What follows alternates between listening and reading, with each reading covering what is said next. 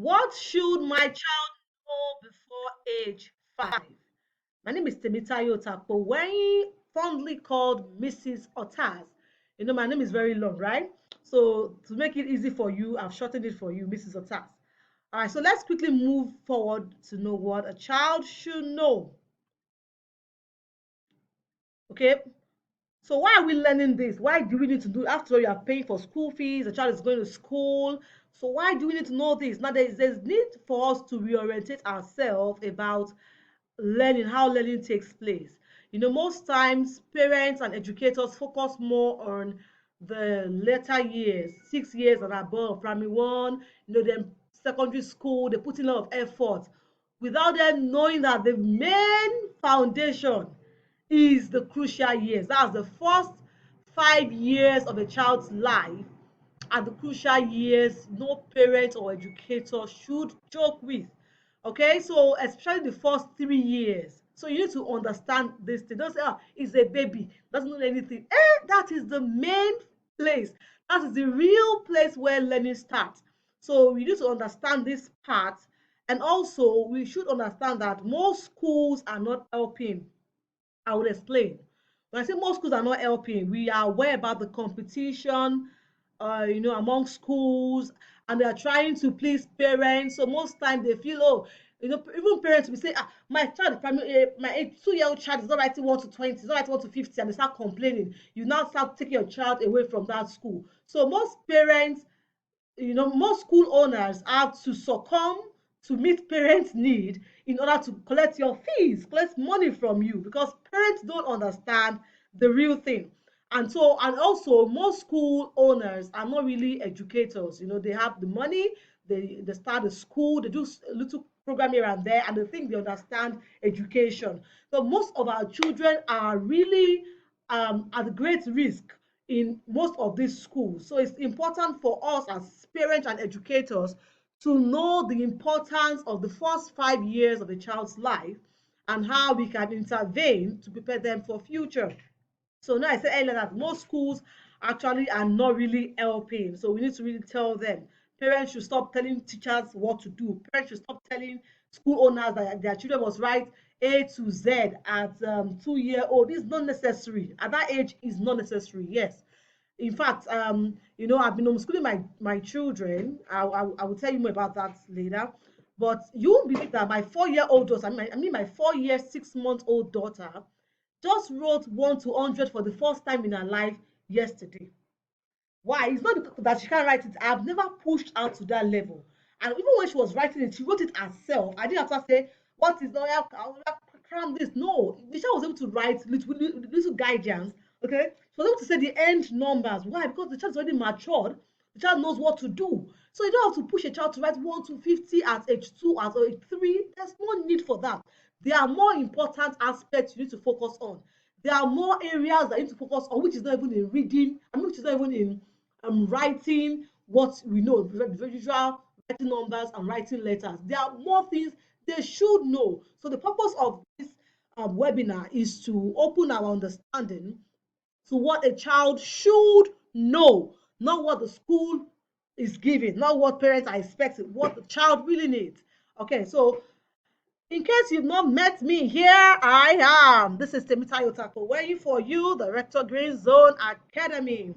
Yeah, so at Green Zone Academy, we actually help parents make the right decision. As you can see, we also we also connect parents to home tutors across Nigeria and online for those abroad. Okay, so it talks to us about autism, dyslexia, home tutors, homeschooling, reading clinic, online tutors at Green Zone Academy. You can have that. So you can follow us on Instagram at green_tutors_ng, and you can check us on our website on www.greenzoneacademy.com.ng.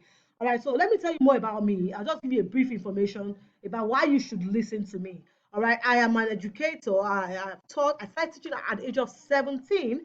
So I have almost 2 decades teaching experience in some just few years to come. Okay, so I have almost 2 decades teaching experience, and I studied educational administration at the University of Lagos, first degree, and also proceeded to having my master's in educational administration. I've done training in Montessori, in Jolly Phonics. I'm a tech savvy educator. I have trained teachers to use tech to teach online. And I've also served as a head teacher of three different schools in Lagos before my resignation in December 2020, thanks to COVID-19. I will just later about that. Okay, so when I'm telling you this, I'm also talking as an aspect from an educator who has taught all classes from nursery to upper primary, and also as a parent who has two children right now under the preschool years. Okay, so they are actually the inspiration behind this. Okay, so what's actually some people be wondering what is homeschooling. Homeschooling is not the same thing as the regular school. You know, some of you think homeschooling means you have structured timetable. Structured timetable, I mean, the child has to do this within this time to this time, you stop. The child has to do this to this time, you stop. No, homeschooling is different ball game. Homeschooling is holistic. Is a platform where a normal school cannot give. Yes, so for me, I've always wanted to homeschool my children. I've always wanted to homeschool my children because I don't really trust schools in Nigeria. That's the truth. I can't really trust some people to handle my children for me because I know better. So, but because I needed money then, and I was still struggling my business, so I needed to still work with some schools. So I was working as a head, I worked as a head teacher then. It's actually amazing that my two children are always in my school, any school I enter. Definitely, I can't leave them elsewhere. Okay, so they are under my watch because I have the power to adjust the curriculum to what I feel is right and which I know is actually right. Okay, so I've been homeschooling my children after the lockdown. The lockdown came as a blessing to some of us. During the lockdown, it gave me actually good time to really work with my children personally. Now, let me tell you something. My daughter here, the older one, she's 4 plus right now. As at age 3 years, 3 months, when the lockdown started in Nigeria, her speech was not clear. I mean, my husband was concerned. My mom would say, "Ah, this guy is not talking." She start praying. I said, "Mom, don't be worried. I'm an educator. I've studied this child. She doesn't have speech delay. She just needs to have more exposure to words." Now, what happened was because when I had her, the school I was working there, I was so busy that I hardly have time for her. So when I get back home, I'm tired. I give her the tablet. She has a tablet. She works with the tablet. I hardly have interactions with her. The next day, I go back to school. Meanwhile, the creche she belongs, she was actually the second oldest child also in the creche. So there's no other influence to actually help her improve her speech. Okay. So, but this my little daughter here, she actually, thank God, she was about a year 6 months when the lockdown started. Okay, so the lockdown gave us enough time to work together, and that's where I realized that preschoolers actually learn in a different way. Yeah, I've been an educator for years, but most times we don't really know all these aspects. I was able to work with them, and I studied them. I use them as, let me say, like an experiment to try things. At least there's no other influence around them. So most time we engage ourselves. I see how they learn, and I after the lockdown was lifted and school resumed physically, I just couldn't hold it. I'm like, no, I can't continue like this. No, I was missing the part of me spending time with my children because the time I spent with her, I was able to see great improvement in her speech. Yeah, there's some things I did that really improved her speech at those times. And I also see the level of intelligence, they exhibit. And I'm like, wow, kids actually can learn on their own. In fact, for those of you who follow me on Instagram or on YouTube, you know that my daughter reads well. She started reading at age 3.